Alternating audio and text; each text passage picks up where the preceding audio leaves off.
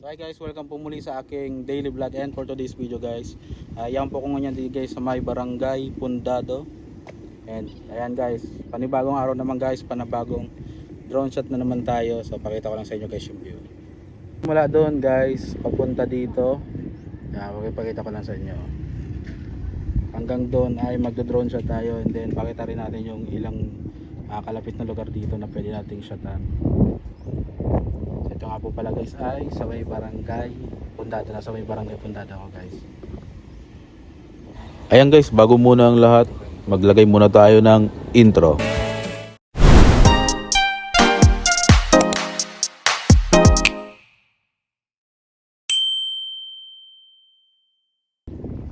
Nga pala guys, may kasama ko dito si Sir Raul Bilarde. Yan, shout out sa iyo ya. Sinamahan niya ako dito guys na mag-vlog. At mag-drone shot kami ngayon.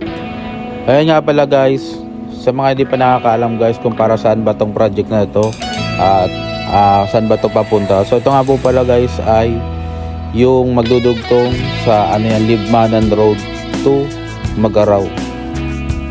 Ayan guys, ang sabi nga guys, may isa akong post na nakita guys kay Anyway Highway guys. So siya yung unang ata nag-vlog dito. So shout out po pala kay Anyway Highway. Follower po ako. So nakita ko po sa isang post niya na ito daw po ginagawang tulay dito ay ito yung magdudugtong papuntang Libmanan Road to Magaraw. And then kapag natapos daw yung project na yan, sabi niya ay yung Libmanan to Magaraw ay aabutin na lang ng 15 minutes ang biyahe, which is accurate naman yan. Pero ngayon guys, currently dahil hindi pa yung gawa, hindi pa yung passable, ang biyahe pa rin guys papuntang Magaraw, Magaraw to Libmanan ay inaabot ng 1 oras. Base na rin yan guys sa mga natanong-tanongan ko guys na pumupunta ng Libmanan. So sana ito guys, project na to ay matuloy-tuloy at yan matapos na. Kasi malaking improvement yung mangyayari kapag natapos yan siguro. Pati yung kalakalan dito, mga kalakalan kumbaga yung business ay mas lalago kasi sabi nila diyan sa Libmanan marami daw diyan pwedeng pamalengkehan. So pabor na pabor yan sa mga negosyante rin dito sa may Kanaaman at sa mga kalapit na bayan pa, lalo na sa Magaraw syempre. So sana matapos yung project na yan kasi yan din yung magdudugtong guys papunta sa magandang kinabukasan ng ilang bayan. Ayan guys, ang tansya ko dito guys pag nagawa itong project na to at natapos yun guys, itong sa Kanaaman na tawag nito, 2 kalapit na barangay, sigurado ko magbo-boom yan kasi isa yan sa magiging sentro ng kalakalan dyan between tawag nito Magaraw to Libmanan. Pwedeng bagsakan na yan dyan sa lugar na yan. At yan, malaking opportunity yan para sa mga nakatira dyan at pwede na silang tayo ng mga ilang negosyo. Alam nyo guys, so ang gobyerno lang talaga guys, tututukan yung mga paggawa ng ganitong klaseng kalsada. Ay talaga guys, ang Pilipino kaya naman talaga mag-survive kasi marunong din magnegosyo, marunong din makisama.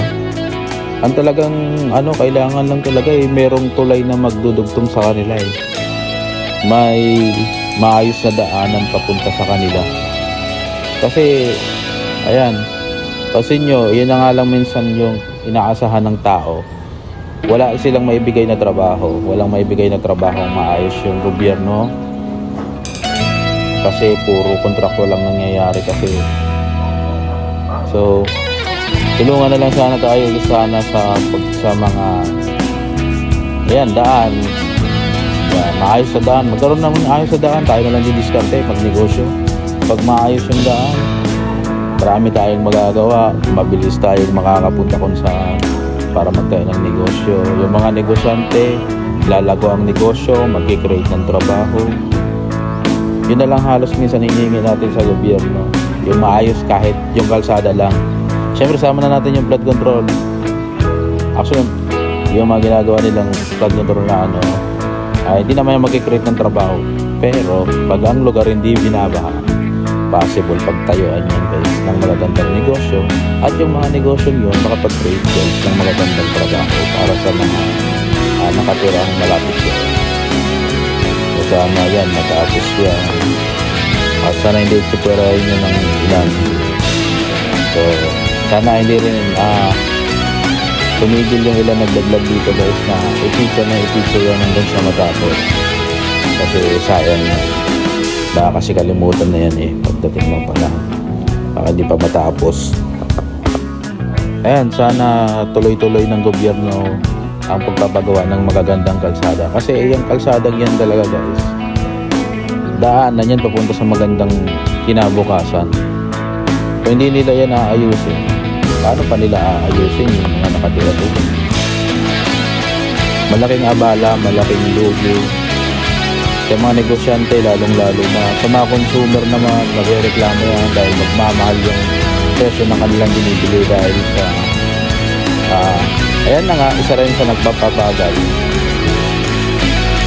Sabi ng negosyante, oo, mura ko to nakuha dun sa isang lugar, pero binahe ko ng matagal, kaya kailangan ko magpatong din ng medyo mahal. Yung mga consumer naman, imbis na makabili ng mumurahin, mahal yung mabibili nila. Bakit? Hindi na ibibenta yan ng negosyante ng mura, kasi sobrang sakripisyo ang pinagdaanan nila sa daan pa lang. So kaya sana matapos yung mga ganitong klaseng project, hindi sana itsipurahin. Marami na ako nakitang bansa na nag-improve, at ang malaking bahagi nun, isa sa malaking bahagi nun sa pag-improve nila ay yung sa pag-aayos ng kalsada. So ayan guys, I hope yung mga nakaupo ay tumayo nang hindi nakapikit. Makita sana nila guys yung isang problema ng bayan. Kahit sa daan man lang, maayos ng daan, requested ng, alam ko karamihan ng tao hindi lang inintindi. Huwag na tayong palaging idaan lang sa mga ayuda, kasi yung ayuda pansamantala lang yan. Pero yung opportunity i-create dahil sa maayos na kalsada, nako, buhay niya lang buhay niya lang ang pinapaganda. So ito nga pala guys, ako nga po pala si Sunny Baron, at ayan, sa mga di pa nakilala, Sunny Baron, Kagadinaga, vlogger and content creator, YouTuber. So ito lang guys yung video ko, and I hope guys yun, makapagdala din to guys ng tawag nito, kahit pa paano ayun magandang ano ba pwedeng sabihin,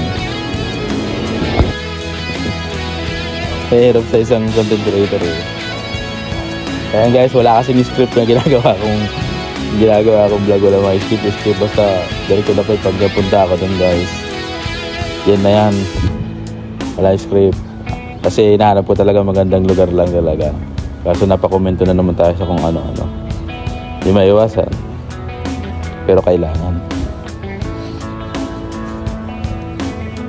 So ayan, I hope guys na yung mga nanonood guys ay hindi maboring, huwag kayo magsawang manood. So mag-improve pa naman ako guys pagdating ng panahon. And ayan, maraming salamat sa inyo guys. Kung nakabot sa inyo itong video nito, maraming salamat sa inyo. Sana ay kahit may ma-upload ako ng hindi kagandaan, ay huwag kayo pa rin magsawa, magabang pa rin kayo sa ilang mga video. And then yun, idadala ko pa kayo sa ibang lugar.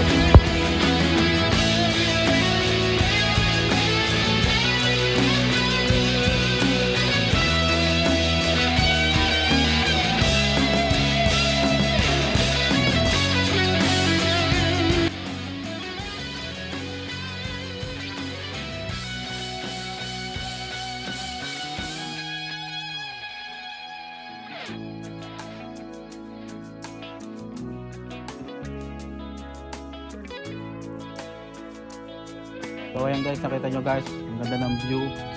And ayan, under construction pa rin guys yung ating hinihintay na daanan dito. So sabi nga nila ito daw ay magiging national road at dadanan yan siguro guys ng mga bus. Ayan, nalibaran natin ng drone. So ayan. So ayan guys, maraming salamat po pala sa inyong panonood, and yun, magkita-kita tayo sa susunod na destination. And ayan, thank you very much po uli, and God bless you all. See you in the next video. Let's go.